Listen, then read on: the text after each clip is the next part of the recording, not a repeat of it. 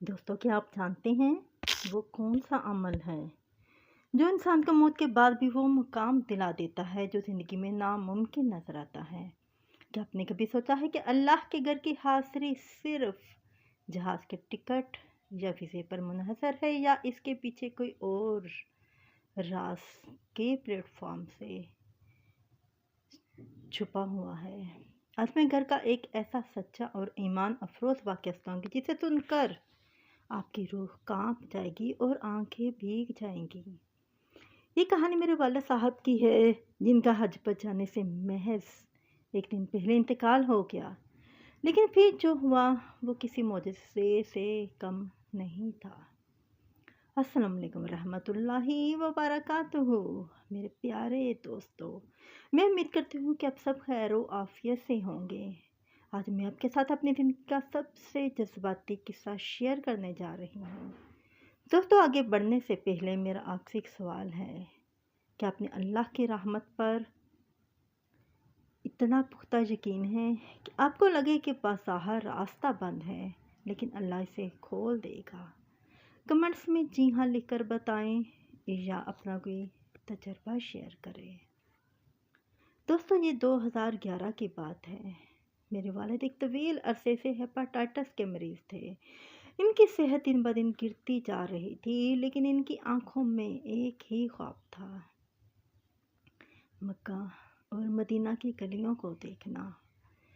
जब हमने इनकी रिपोर्ट्स करवाई तो डॉक्टरों ने मायूस कुन बात की।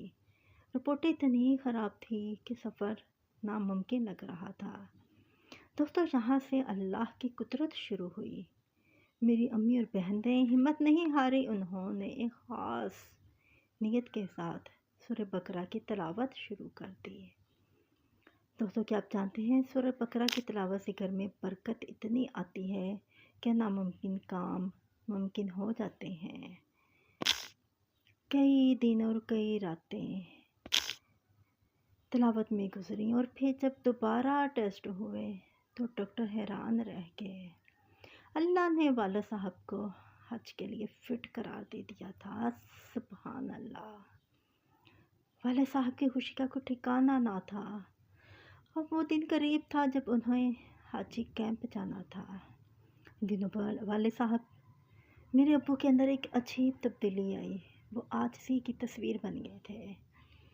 वो बाहर गली में बैठ जाते और हर आने जाने वाले से दिल से माफ़ी मांगते थे। हमारे मोहल्ले में गरीब खातून रहती थी जो लोगों के घरों में कामकाज करती थी। वाला साहब के मजाज और इनके ख्यालात में इस खातून के हवाले से कुछ तहफ़्फ़ुज़ात थे। शायद मिजाज का फ़र्क था, जैसे इनके गुजरने के तरीके अलग थे, इसलिए इनके दरमियान एक दूरी सी थी। लेकिन हज पर जाने की तड़प ने वाले साहब के दिल को बदल दिया। उन्होंने सोचा कि मैं अल्लाह के दर पर जा रहा हूँ। मैं किसी भी किस्म की रंजिश या मैल अपने दिल पर रख कर नहीं जाऊँगा। वो खुद चलकर इस खातून के पास गए जिनसे वो ज़्यादा बात भी करना पसंद नहीं करते थे, और इनसे हाथ जोड़ कर माफ़ी मांगी। दोस्तों, मेरा आपसे सवाल है, क्या हम में इतनी हिम्मत है कि हम इसे शख्स से माफ़ी मांगेंगे जिससे के बारे में हम अच्छी राय नहीं रखते? क्या हम अपनी अना को अल्लाह के लिए मार सकते हैं? कमेंट में ज़रूर बताइएगा। दोस्तों, जब अब्बू ने इस खातून से माफ़ी मांगी तो वो हैरान रह गई।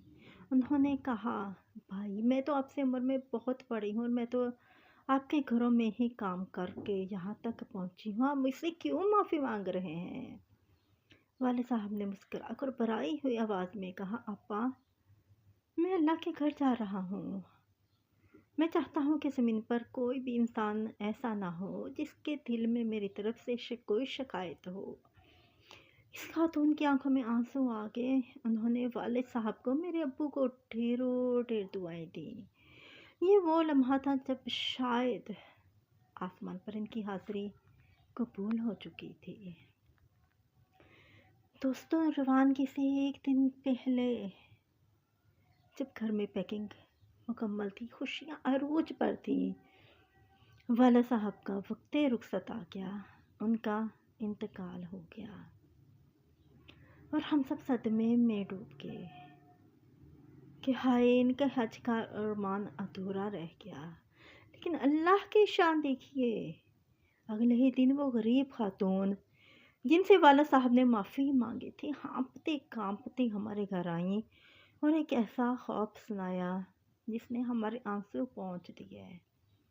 उन्होंने कहा, मैंने रात में ख्वाब में नसीर अब्बू का नाम उनको ख्वाब में देखा है। वो सफ़ेद अहराम में खाना कबा का तवाफ़ कर रहे हैं और मुझे पुकार कर कह रहे हैं कि अब्बा देखो, मैं पहुंच गया, मैं पहुंच गया हूँ, ये काबा है और ये रोता रसूल सल्लल्लाहु अलैहि वसल्लम। दोस्तों, ये है आजिज़ी का सिला। जिस्म जहाँ रहा लेकिन रूह काबा पहुंच गई। आइए अब अल्लाह ताला से दुआ करते हैं। अपने हाथ बुलंद कर लीजिए और मेरे साथ आमीन कहिए। शायद किसी की आमीन अर्श इलाही को हिला दे और हम सब की आमीन कबूल हो जाए। ए अल्लाह, हमें भी ऐसी सच्ची तौबा और आजिज़ी अता फरमा। ए बारी ताला, मेरे वालिद के दर्जात बुलंद फरमा और हमें भी मरने से पहले अपने घर की ज़ियारत नसीब फरमा। आमीन आमीन आमीन या रब्बल आलमीन। दोस्तों, अगर आपको ये वाक़या पसंद हो तो इसे दूसरे तक ज़रूर पहुँचाएँ ताकि किसी का ईमान ताज़ा हो सके। नूरे दरूद को सब्सक्राइब करना मत भूलिए। अल्लाह आप सबका हामी और नासर हो। कमेंट में अपना कोई वाक़या शेयर करें। अब मैं आपसे इजाज़त चाहूँगी, मुझे भी अपनी दुआ में याद रखिएगा। अस्सलाम वालेकुम व रहमतुल्लाहि व बरकातुहू।